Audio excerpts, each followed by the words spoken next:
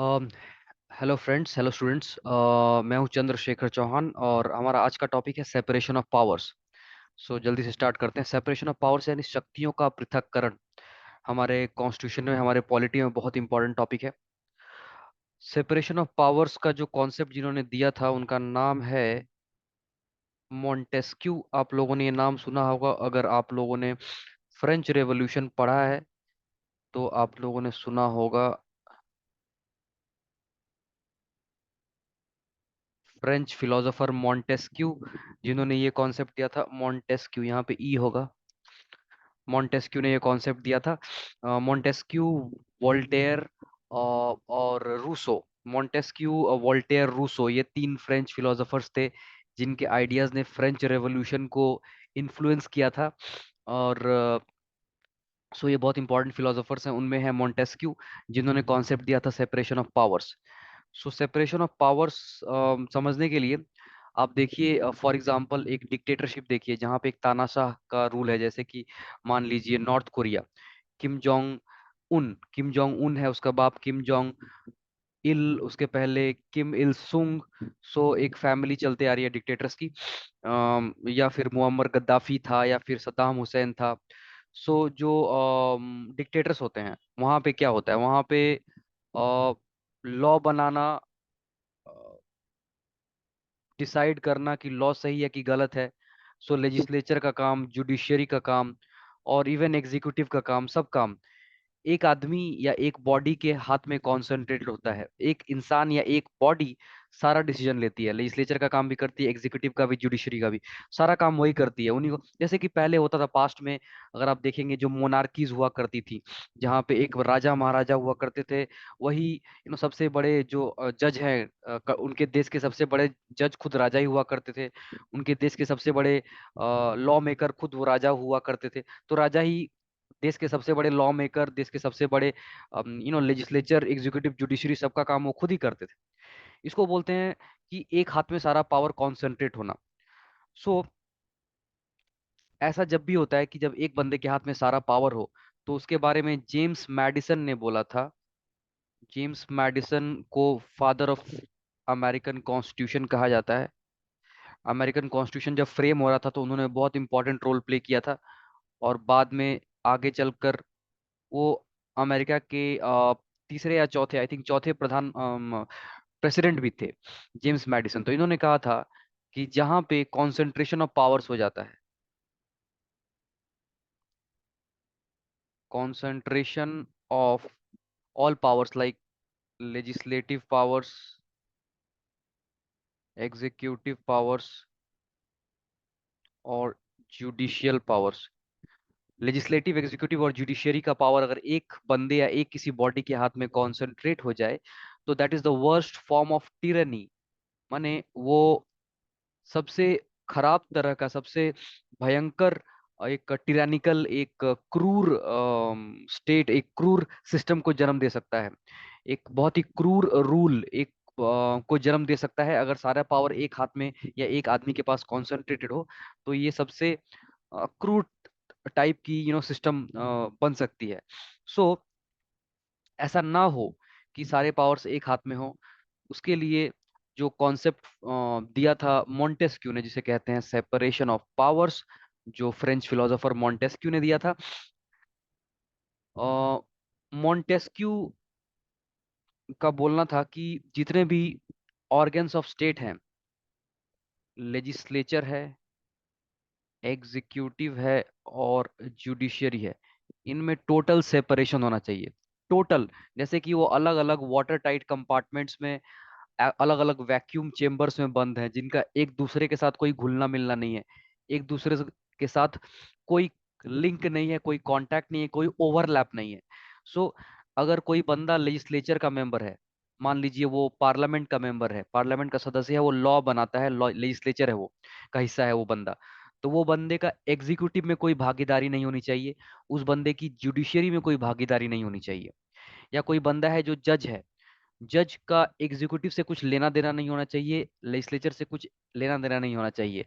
And similarly, जो बंदा executive का काम देख रहा है, वो बंदा लॉ मेकिंग में या फिर जुडिशियरी में नहीं होना चाहिए। मान लीजिए एक आईपीएस ऑफिसर, एक जिले का एसपी है, जो जिले का एसपी है, वो तो एग्जीक्यूटिव में है, तो जिले का जो एसपी है, he should not have a role in making law. मान लीजिए एक बंदा है जो पटना का एसपी है, पटना के एसपी का बिहार के विधान परिषद में कोई काम नहीं होना चाहिए कि वो विधान परिषद में बैठ के लॉ भी बना रहे हैं और फिर पटना हाई कोर्ट में बैठ के वो फैसला भी सुना रहे हैं। ये नहीं होना चाहिए। टोटल सेपरेशन, कोई ओवरलैप नहीं होना चाहिए। इसको बोलते हैं separation of powers as per Montesquieu. So Montesquieu ने जो बोला था उसमें पहला फीचर होगा कि टोटल सेपरेशन, तीनों जो विंग्स हैं, एग्जीक्यूटिव, लेजिस्लेचर और जुडिशरी, उनमें टोटल सेपरेशन। दूसरा होना चाहिए नो कॉमन मेंबरशिप। सो जो बंदा एक विंग का मेंबर है, लेजिस्लेचर, एग्जीक्यूटिव या जुडिशरी, वो किसी दूसरे विंग का मेंबर नहीं होना चाहिए। No common membership. और 3 नंबर है no influence of one wing over the other. So जो बंदा जुडिशियरी में है, उसका एग्जीक्यूटिव या लेजिस्लेचर के ऊपर कोई प्रभाव, इन्फ्लुएंस, प्रेशर, दबाव नहीं होना चाहिए। सिमिलरली जो बंदा एग्जीक्यूटिव में है या लेजिस्लेचर में है, उनका बाकी 2 विंग्स के ऊपर कोई प्रभाव, दुष्प्रभाव, इन्फ्लुएंस नहीं होना चाहिए कोई, वो ताकि वो दबाव ना डाल सके। तो ये है मॉन्टेस्क्यू का सेपरेशन ऑफ पावर्स, जिसको हिंदी में कहते हैं शक्तियों का पृथक्करण। शक्तियों का पृथक्करण। सो अमेरिकी कॉन्स्टिट्यूशन, अमेरिकन कॉन्स्टिट्यूशन जो है, that is the first constitution जिसने सेपरेशन ऑफ पावर्स को इम्प्लीमेंट किया। पहला संविधान जिसमें सेपरेशन ऑफ पावर्स या शक्तियों का पृथक्करण देखने को मिलता है, वो है the constitution of America, United states of America. वहां पे टोटल सेपरेशन है। सो वहां पे उनके कॉन्स्टिट्यूशन में आर्टिकल 1 क्या कहता है कि सारे के सारे लेजिस्लेटिव पावर्स जो हैं, all legislative powers are with the US Congress, जिसमें 2 हाउस हैं। एक है यूएस कांग्रेस, जो उनका पार्लियामेंट है उसको यूएस कांग्रेस कहते हैं। उसमें 2 हाउसेज हैं। पहला हाउस है जो अपर हाउस है उनका, वो है सेनेट, जैसे हमारे यहाँ राज्यसभा है। और उनका जो लोअर हाउस है वो है हाउस ऑफ रिप्रेजेंटेटिव्स, हमारे यहाँ जैसे लोकसभा है। तो 2 हाउस है। सारा का सारा लेजिस्लेचर या लॉ बनाने का काम ये 2 हाउस में ही होता है, इसके बाहर नहीं होता है। ठीक है। उनका जो संविधान का आर्टिकल 2 है, आर्टिकल 2 बात करता है उनके एग्जीक्यूटिव के बारे में। सारे के सारे executive powers are with the president.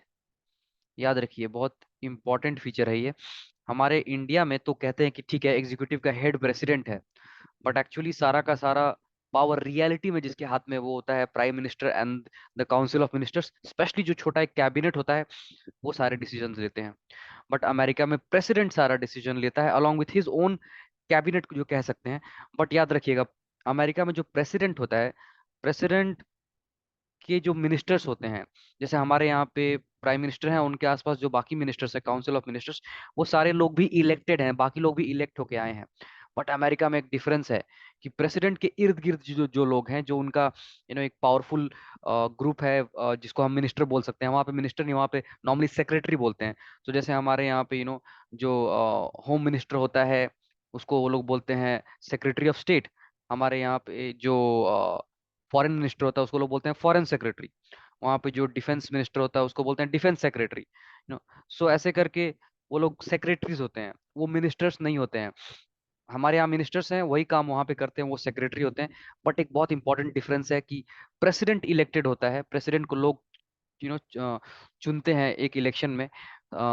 लेकिन बाकी जो लोग हैं जो प्रेसिडेंट के साथ सारा काम कर रहे हैं, वो चुने हुए नहीं हैं, वो अपॉइंटेड हैं। उनको प्रेसिडेंट अपॉइंट करता है। प्रेसिडेंट किसी भी बंदे को अपॉइंट कर सकता है। अगर प्रेसिडेंट को लगता है कि ये एक बिजनेसमैन है, ये इकोनॉमी को अच्छा संभाल सकता है, तो वो इकोनॉमी का मिनिस्टर या सेक्रेटरी एक बिजनेसमैन को बना देता है। एक रिटायर्ड आर्मी वाले बंदे को उसने डिफेंस मिनिस्टर बना दिया। एक रिटायर्ड ब्यूरोक्रेट को उसने एक उसका फॉरेन सेक्रेटरी बना दिया। ऐसे करके वो किसी को, अपने अपने फैमिली मेंबर्स को, डोनाल्ड ट्रम्प चाहे तो उसकी बेटी को, उसकी वाइफ को, उसके दामाद को, किसी को भी उस कैबिनेट में शामिल कर सकते हैं। उनको उनको उनको इलेक्शन कंटेस्ट नहीं करना पड़ता है। डोनाल्ड ट्रंप इलेक्शन जीत गए, प्रेसिडेंट वाइस प्रेसिडेंट इलेक्शन जीत के आए हैं। बाकी जो उनका काउंसिल है, जो उनका है, अ, वो इलेक्टेड नहीं होता है। सो ये वहाँ का एग्जीक्यूटिव होता है, प्रेसिडेंट और उसके आसपास जो उनके सेक्रेटरीज हैं, ये वहाँ पे एग्जीक्यूटिव है। और सारा का सारा एग्जीक्यूटिव पावर इनके हाथ में ही है। अमेरिका का लेजिस्लेचर या जुडिशरी कोई भी एग्जीक्यूटिव फंक्शन नहीं कर सकता है। आर्टिकल 3, आर्टिकल 3 जो है अमेरिकन कॉन्स्टिट्यूशन का, वो होता है सारे के सारे जुडिशियल पावर्स के बारे में बात करता है। And all judicial powers are concentrated with the federal Supreme Court. वहाँ का जो मेन सुप्रीम कोर्ट है, वहाँ पे एक्चुअली देखिए, वहाँ पे क्या है कि अ, जो सिस्टम है वहाँ पे अपने अपने जो स्टेट्स हैं, जो 50 स्टेट्स हैं, वो स्टेट्स के अंदर भी एक एक सुप्रीम कोर्ट होता है। जैसे हमारे यहाँ पे हाई कोर्ट है, वैसे स्टेट्स के अपने अपने सुप्रीम कोर्ट होते हैं। लेकिन ऑल ओवर अमेरिका का जो एक सिंगल सुप्रीम कोर्ट है, जो पूरे अमेरिका का एक सिंगल सबसे ऊंचा कोर्ट है, उसको बोलते हैं फेडरल सुप्रीम कोर्ट। वो फेडरल सुप्रीम कोर्ट है, बट बाकी स्टेट्स के भी अपने सुप्रीम कोर्ट है। New York supreme court, new Jersey supreme court, Montana, Minnesota, जितने भी हैं, कैलिफोर्निया वगैरह वगैरह, सबके अपने अपने सुप्रीम कोर्ट्स हैं। बट जो ओवरऑल अमेरिका का एक सिंगल सुप्रीम कोर्ट है सबसे ऊपर, वो है फेडरल सुप्रीम कोर्ट। जैसे हमारे यहाँ पे दिल्ली में जो सुप्रीम कोर्ट है, उस तरह का। सो ये उनके में शक्तियों का टोटल विभाजन किया गया है, पृथक्करण शक्तियों का, और ओवरलैप नहीं है। सो अमेरिका ने फॉलो किया है ये सेपरेशन ऑफ पावर्स। लेकिन दिक्कत ये है कि अगर सेपरेशन ऑफ पावर्स होगा टोटल, जैसा कि मॉन्टेस्क्यू ने बोला था, ये वाला पॉइंट, कि कोई इन्फ्लुएंस नहीं होना चाहिए, एक विंग दूसरे विंग को प्रभावित या इन्फ्लुएंस ना कर पाए, उसके ऊपर कोई इन्फ्लुएंस ना रहे। जुडिशरी के ऊपर प्रेसिडेंट का कोई प्रभाव न रहे, प्रेसिडेंट के ऊपर जुडिशरी का कोई प्रभाव ना रहे, इन दोनों का यूएस कांग्रेस के ऊपर कोई प्रभाव ना रहे। अगर ऐसा फॉलो किया जाए तो फिर तो दिक्कत हो जाएगी। फिर तो प्रेसिडेंट जो चाहे वो करेगा, और जुडिशरी उसको कुछ नहीं रोक सकती है। कांग्रेस उसको इम्पीच नहीं कर सकता है, कांग्रेस और जुडिशरी उसको कंट्रोल नहीं कर सकते हैं, उसको रोक नहीं सकते हैं। वैसे ही जजेस का मन किया तो जो मन कर रहे हैं वो कर रहे हैं, जिस जैसा तैसा फैसला दे रहे हैं, या फिर कोर्ट में ही नहीं आ रहे हैं, या फिर तो उनको कौन कंट्रोल करेगा? या फिर यूएस कांग्रेस किसी इंपॉर्टेंट बिल को पास नहीं कर रही है, किसी इंपॉर्टेंट बिल पर डिस्कशन नहीं हो रहा है, तो उनको कौन लगाम लगाएगा? सो अगर टोटल सेपरेशन ऑफ पावर्स हो, जहां पे एक विंग का दूसरे विंग के ऊपर कोई इन्फ्लुएंस ना हो, तो सिस्टम थोड़ा गड़बड़ हो जाएगा।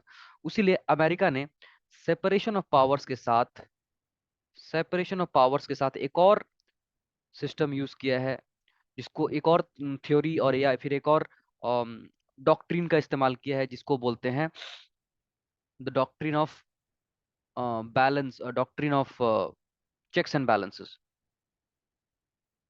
Doctrine of checks and balances. Hindi में इसको कहेंगे नियंत्रण और संतुलन, नियंत्रण और संतुलन, checks and balances. So separation of powers तो होगा, एग्जीक्यूटिव का काम एग्जीक्यूटिव ही करेगा, जुडिशरी का काम जुडिशरी ही करेगा, लेजिस्लेचर का काम लेजिस्लेचर ही करेगा। लेकिन एक दूसरे के ऊपर कोई प्रभाव ना हो, ऐसा नहीं है। सो टोटल सेपरेशन ठीक है, सब अपना अपना काम देख रहे हैं, अमेरिका में ये है। Second point, no common membership, ये भी है। वहां पे जो जुडिशरी का मेंबर है वो सिर्फ जुडिशरी का मेंबर है, जो एग्जीक्यूटिव का मेंबर है वो सिर्फ एग्जीक्यूटिव का, जो लेजिस्लेचर का मेंबर है वो सिर्फ लेजिस्लेचर का ही मेंबर है। सो पहले दोनों पॉइंट अमेरिका में फॉलो होते हैं, लेकिन तीसरा पॉइंट ये फॉलो नहीं करते हैं वो लोग। वो क्या करते हैं कि वो एक विंग दूसरे विंग को इन्फ्लुएंस कर सकती है, उसको अंकुश उसके ऊपर लगा सकती है, जरूरत पड़ने पर लगाम लगा सकती है एक विंग दूसरे विंग के ऊपर। सो इसको बोलते हैं doctrines of checks and balances. Check and balance, check करना, अगर कोई बहुत ही ज्यादा बढ़ चढ़ के कुछ ज्यादा करने जा रहा है जो नहीं करना चाहिए उसको, तो उसके ऊपर चेक लगाना, उसको रोकना और उसको कंट्रोल करना, चेक्स एंड बैलेंसेस। ठीक है। सो उसके कुछ एग्जांपल देते हैं, चेक्स एंड बैलेंसेस के एग्जांपल, कि अमेरिका में कुछ उदाहरण लेते हैं। जैसे कि अगर कोई ऐसा लॉ पास करे, अमेरिकन यूएस कांग्रेस, यानी उस वहाँ का जो पार्लियामेंट है यूएस कांग्रेस, वो ऐसा कोई लॉ पास करे जो संवैधानिक नहीं है, जो कॉन्स्टिट्यूशन के खिलाफ जा रहा है, तो अगर कोई दूसरा विंग अगर कुछ ना करे, अगर दूसरा विंग अपना इन्फ्लुएंस ना दिखाए, तो फिर तो चलता रहेगा। उसीलिए जुडिशरी वहां पे आती है चेक्स एंड बैलेंसेस के रूप में। जुडिशरी उस लॉ को बोलती है कि नो, ये अनकॉन्स्टिट्यूशनल, उसको स्ट्राइक डाउन कर देती है। सो जुडिशियरी, एग्जीक्यूटिव और लेजिस्लेचर। अगर लेजिस्लेचर कोई अनकॉन्स्टिट्यूशनल या कुछ ऐसा लॉ पास करता है जो कि संविधान के खिलाफ जा रहा है, तो जुडिशरी वहां पे आके बोलती है नो, दिस इज अनकॉन्स्टिट्यूशनल, उसको स्ट्राइक डाउन कर दिया। एग्जीक्यूटिव, एग्जीक्यूटिव को जो भी साल भर में स्कीम्स इंप्लीमेंट करने हैं, उसके लिए फंड सैंक्शन कौन करेगा? उसके ऊपर फंड्स पे ठप्पा लगाना, मुहर लगा के सैंक्शन करना कि हाँ ये बजट अलॉट हो गया, वो भी लेजिस्लेचर करता है। ठीक है। जुडिशियरी, जुडिशियरी में जो जजेस होंगे उनका अपॉइंटमेंट रिमूवल लेजिस्लेचर कर सकता है, लेजिस्लेचर ही करता है। ठीक है। अम, अगर प्रेसिडेंट, अगर प्रेसिडेंट जो एग्जीक्यूटिव, अगर प्रेसिडेंट वहां पे जो सबसे बड़ा गुनाह, सबसे बड़ा क्राइम जो प्रेसिडेंट कर सकता है उसको बोलते हैं ट्रीजन, यानी राजद्रोह, देश के साथ धोखा। अगर ऐसा कुछ करता है प्रेसिडेंट जो कि एग्जीक्यूटिव का हिस्सा है, तो लेजिस्लेचर उसको इम्पीच कर सकता है, उसको रिमूव कर सकता है। ठीक है। तो प्रेसिडेंट राजद्रोह नहीं कर पाएगा। ठीक है। सो रिसेंटली आपका एक होमवर्क होगा कि रिसेंटली इम्पीचमेंट मोशन पास हुआ था डोनाल्ड ट्रम्प के अगेंस्ट, क्यों हुआ था? डोनाल्ड ट्रम्प के अगेंस्ट इम्पीचमेंट मोशन पास क्यों हुआ था? ये पहला चीज जो आप रिसर्च करेंगे इंटरनेट पे। और दूसरा चीज आप रिसर्च करेंगे कि क्या कोई अमेरिकन प्रेसिडेंट इम्पीच हुआ है, टोटली इम्पीच, मतलब एक होता है इम्पीचमेंट मोशन पास हो जाना, आया लेजिस्लेचर में, लोअर हाउस में पास हो गया या अपर हाउस में पास हो गया, और एक होता है कि ये सब होने के बाद फाइनली प्रेसिडेंट को उसके पद से हटा दिया जाना, टोटल इम्पीचमेंट। तो ये क्या टोटली फाइनल इम्पीचमेंट किसी प्रेसिडेंट का अभी तक हुआ है कि नहीं अमेरिका में, वो चेक कीजिए। हुआ है तो किसका हुआ है, क्यों हुआ है, और अभी डोनाल्ड ट्रम्प के साथ क्या केस चल रहा है, क्यों उनको इम्पीच करने का मोशन पास हुआ, ये सब आप चेक करेंगे तो थोड़ा आपको करंट अफेयर्स का की खबर मिलती रहेगी। अच्छा, उसके बाद फिर देखिए, अब जो एग्जीक्यूटिव है, एग्जीक्यूटिव यानी प्रेसिडेंट, प्रेसिडेंट ने एक प्रेसिडेंशियल ऑर्डर पास किया कि हम ये जो people from few Muslim countries के कुछ लोग हैं उनको अमेरिका में हम नहीं आने देंगे। तो जुडिशरी ने उस ऑर्डर को स्ट्राइक डाउन कर दिया। सो आप देखेंगे कि यहाँ पे अमेरिका में अगर कोई एक विंग थोड़ा ज्यादा आगे चला जाता है, अपने आप को ज्यादा शक्तिशाली समझने लगता है और सोचता है कि मैं ही माई बाप हूँ, जो चाहूँ वो करूंगा, तो दूसरा विंग आके उसको रोकता है, चेक एंड बैलेंस करता है उसको। चेक्स एंड बैलेंसेस, नियंत्रण और संतुलन का जो ये डॉक्ट्रिन है, सो ये अमेरिका में है। तो अमेरिका में है separation of powers along with, अच्छा जो मैंने बताया कि जो जजेस हैं उनको अपॉइंट कौन करता है? जजेस को अपॉइंट करता है प्रेसिडेंट जो कि एग्जीक्यूटिव है, बट उस पे लेजिस्लेचर की भी सहमति लगती है। सो एग्जीक्यूटिव और लेजिस्लेचर दोनों मिलकर जजेस को अपॉइंट करते हैं। सो एक तरह से सब एक दूसरे के ऊपर इन्फ्लुएंस डाल रहे हैं, इसको कहते हैं checks and balances. So America में सेपरेशन ऑफ पावर्स के साथ साथ चेक्स एंड बैलेंसेस भी है। अगले वीडियो में हम देखेंगे कि ये तो अमेरिका की बात हो गई, हम देखेंगे कि इंडिया में क्या सेपरेशन ऑफ पावर्स है, लेजिस्लेचर, एग्जीक्यूटिव, जुडिशरी, क्या ये टोटली सेपरेट है, कोई कॉमन मेंबरशिप नहीं है, ऐसा है क्या इंडिया में अमेरिका के जैसा? और फिर देखेंगे कि अमेरिका के जैसा चेक्स एंड बैलेंसेस भी इंडिया में है क्या, ये हम देखेंगे अगले वीडियो में। तो तब तक वीडियोस देखते रहिए और वीडियोस को लाइक कीजिए, शेयर कीजिए, चैनल को सब्सक्राइब कीजिए, ताकि आपको पॉलिटी के और बाकी सब्जेक्ट्स का इंक्लूडिंग एंथ्रोपोलॉजी ऑप्शनल के आपको कॉम्प्रहेंसिव डिटेल्ड वीडियोस मिल जाएं, हिंदी इंग्लिश मिला के, एंड टोटली फॉर फ्री, बिल्कुल फ्री में। Thank you.